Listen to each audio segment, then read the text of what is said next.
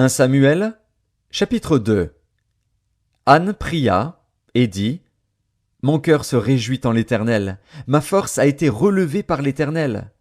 Ma bouche s'est ouverte contre mes ennemis, car je me réjouis de ton secours. Nul n'est saint comme l'Éternel. Il n'y a point d'autre Dieu que toi. Il n'y a point de rocher comme notre Dieu. Ne parlez plus avec tant de hauteur, que l'arrogance ne sorte plus de votre bouche. Car l'Éternel est un Dieu qui sait tout, et par lui sont pesées toutes les actions. L'arc des puissants est brisé, et les faibles ont la force pour ceinture. Ceux qui étaient rassasiés se louent pour du pain, et ceux qui étaient affamés se reposent. Même la stérile enfante 7 fois, et celle qui avait beaucoup d'enfants est flétrie. L'Éternel fait mourir et il fait vivre. Il fait descendre au séjour des morts, et il en fait remonter. L'Éternel appauvrit et il enrichit, il abaisse et il élève.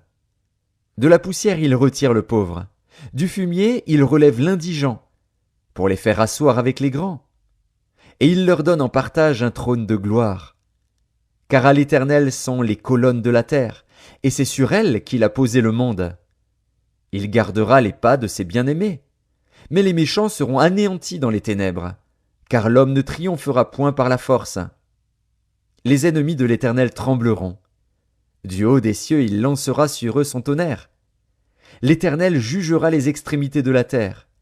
Il donnera la puissance à son roi, et il relèvera la force de son oint. Elkana s'en alla dans sa maison à Rama, et l'enfant fut au service de l'Éternel devant le sacrificateur Éli. Les fils d'Éli étaient des hommes pervers, ils ne connaissaient point l'Éternel. Et voici quelle était la manière d'agir de ces sacrificateurs à l'égard du peuple. Lorsque quelqu'un offrait un sacrifice, le serviteur du sacrificateur arrivait au moment où l'on faisait cuire la chair.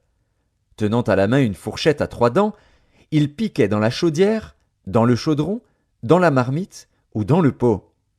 Et tout ce que la fourchette amenait, le sacrificateur le prenait pour lui.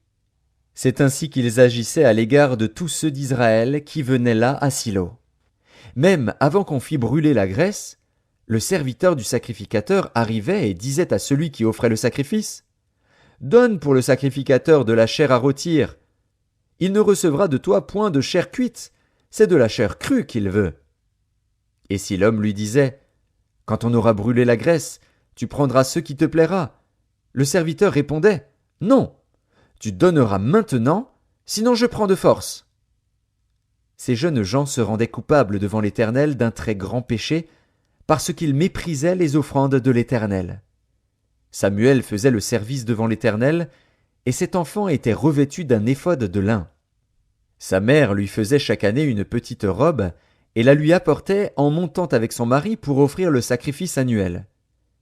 Éli bénit Elkana et sa femme, en disant: « Que l'Éternel te fasse avoir des enfants de cette femme, pour remplacer celui qu'elle a prêté à l'Éternel. » Et ils s'en retournèrent chez eux. Lorsque l'Éternel eut visité Anne, elle devint enceinte, et elle enfanta 3 fils et 2 filles.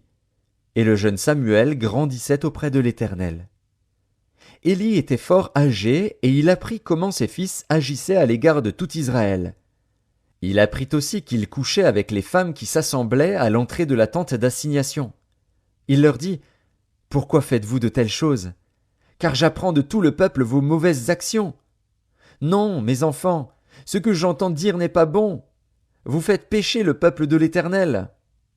Si un homme pêche contre un autre homme, Dieu le jugera.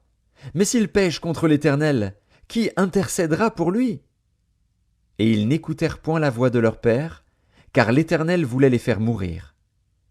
Le jeune Samuel continuait à grandir, et il était agréable à l'Éternel et aux hommes. Un homme de Dieu vint auprès d'Éli et lui dit: « Ainsi parle l'Éternel. Ne me suis-je pas révélé à la maison de ton père, lorsqu'ils étaient en Égypte dans la maison de Pharaon? Je l'ai choisi parmi toutes les tribus d'Israël pour être à mon service dans le sacerdoce, pour monter à mon autel, pour brûler le parfum, pour porter l'éphod devant moi, et j'ai donné à la maison de ton père tous les sacrifices consumés par le feu et offerts par les enfants d'Israël. Pourquoi foulez-vous aux pieds mes sacrifices et mes offrandes, que j'ai ordonné de faire dans ma demeure? Et d'où vient que tu honores tes fils plus que moi, afin de vous engraisser des prémices de toutes les offrandes d'Israël, mon peuple. C'est pourquoi voici ce que dit l'Éternel, le Dieu d'Israël. J'avais déclaré que ta maison et la maison de ton père marcheraient devant moi à perpétuité. Et maintenant, dit l'Éternel, loin de moi. Car j'honorerai celui qui m'honore, mais ceux qui me méprisent seront méprisés. Voici, le temps arrive où je retrancherai ton bras et le bras de la maison de ton père, en sorte qu'il n'y aura plus de vieillard dans la maison. Tu verras un adversaire dans ma demeure, tandis qu'Israël sera comblé de bien par l'Éternel. Et il n'y aura plus jamais de vieillard dans ta maison. Je laisserai subsister auprès de mon autel l'un des tiens, afin de consumer tes yeux et d'attrister ton âme. Mais tous ceux de ta maison mourront dans la force de l'âge. Et tu auras pour signe ce qui arrivera à tes deux fils, Ophni et Phiné. Ils mourront tous les deux le même jour. Je m'établirai un sacrificateur fidèle, qui agira selon mon cœur et selon mon âme. Je lui bâtirai une maison stable, et il marchera toujours devant mon oint. Et quiconque restera de ta maison viendra se prosterner devant lui pour avoir une pièce d'argent et un morceau de pain, et dira: Attache-moi, je te prie, à l'une des fonctions du sacerdoce, afin que j'aie un morceau de pain à manger.